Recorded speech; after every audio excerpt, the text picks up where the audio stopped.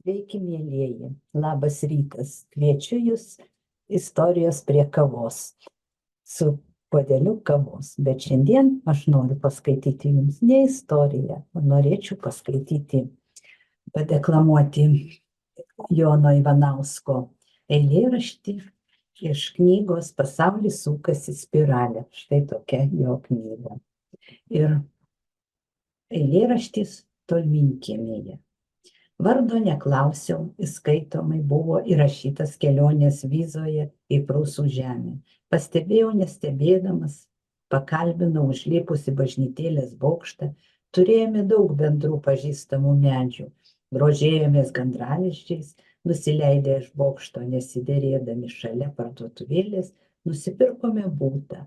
Visus, kurie lankysitės Tolminkiemyje, pakviesiu vietinių žolelių arbatos puodelių. Štai toksai šiandieną eilėraštis iš knygos Jono Ivanausko Pasaulis sukasi spirale. Skanios jums kavos, geros dienos, geros savaitės ir iki kitų susitikimų.